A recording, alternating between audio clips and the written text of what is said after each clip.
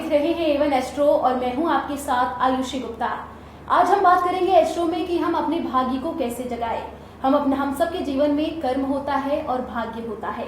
कुछ लोग कर्म को मानते हैं, कुछ भाग्य को मानते हैं। इसी पर और हम अधिक जानकारी लेंगे। आज हमारे साथ स्टूडियो में मौजूद है एस्ट्रो ममता राठौड़। सबसे पहले मैम, आपका हमारे स्टूडियो में बहुत बहुत स्वागत है। Thank you. सबसे पहले ममता जी, आप हमारे दर्शकों को बताएं कि किस तरह से लोग भाग्य, कई लोग मानते हैं, कई लोग नहीं मानते हैं, तो ये भाग्य होता क्या है? देखिए, जब भी हमारा जन्म होता है, जीव का जन्म होता है, तो अपने साथ वो जन्मांतर के संचित कर्मों में से कुछ भाग लेकर आता है।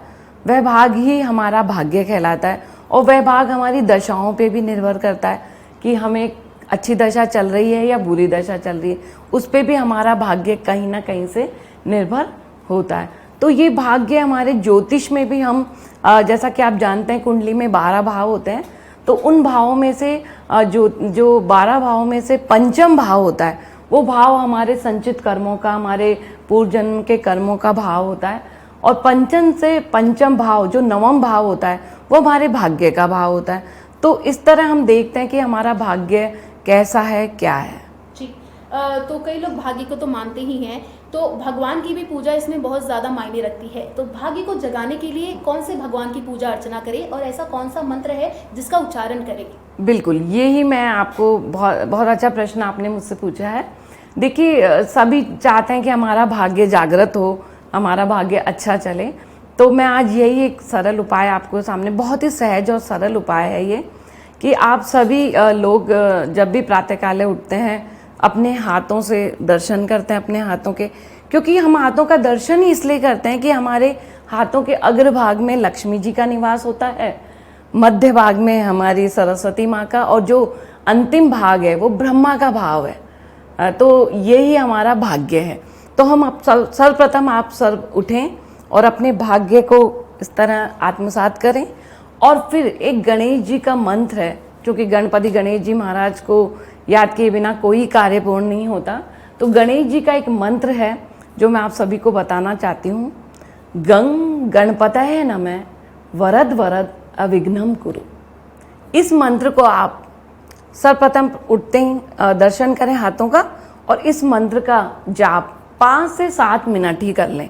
तो मेरा ऐसा मानना है कि अवश्य आपके भाग्य में धीरे धीरे अच्छा होने लगेगा। ठीक है, तो जैसे कि ममता जी, ज्योतिष के अनुसार भाग्य को किस रूप से देखते हैं?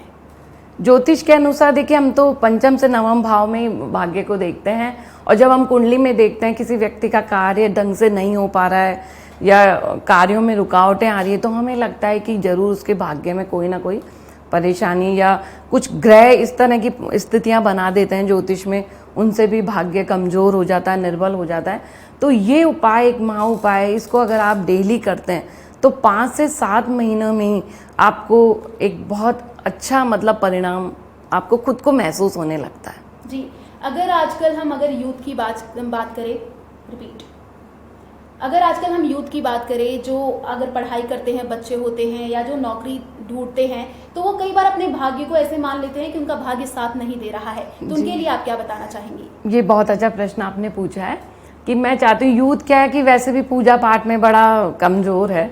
तो बस इसमें आपको बेड पे उठना है, और जिनको बुद्धि चाहिए, विद्या चाहिए, विवेक की, इस तरह की जो भी मनोकामना रखते हैं, वो पूर्व दिशा की ओर बैठकर इस मंत्र का जाप करें। जिन्हें आर्थिक परेशानी है या कुछ व्यवसाय की परेशानी है, वो लोग उत्तर दिशा की तरफ, क्योंकि उत्तर हम कुबेर का दिशा हम मानते हैं, तो उस तरफ बैठ के इस मंत्र का जाप करेंगे तो अवश्य उन्हें सफलता मिलेगी। जी, अगर हम महिलाओं की बात करें जो घर पर गृहिणी है, तो वो भी कई बार भाग्य को लेकर के बहुत ज़्यादा सोचती हैं, तो उनके लिए क्या उपाय आप बताना चाहेंगी? देखिए, महिलाओं के लिए भी सबसे अच्छी बात मैं बताऊं, महिलाएं भी आजकल बहुत व्यस्त रहती हैं, इतनी पूजा पाठ नहीं कर पाती हैं।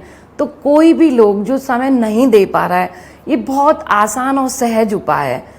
तो मैं चाहती हूँ कि देखिए, एक डेली पूजा, एक सूर्य भगवान के अर्घ्य देना, ये एक हमारी डेली उसमें शामिल है। उसके साथ गणेश जी महाराज का ये मंत्र अगर आप करती हैं तो सभी लोगों को इस और बहुत सफलता मिलेगी। जी, जी शुक्रिया ममता जी, आप इतना कीमती वक्त निकालकर हमारे स्टूडियो में आई और आपने हमारे दर्शकों को भाग्य से रिलेटेड इतनी सारी जानकारी साझा की।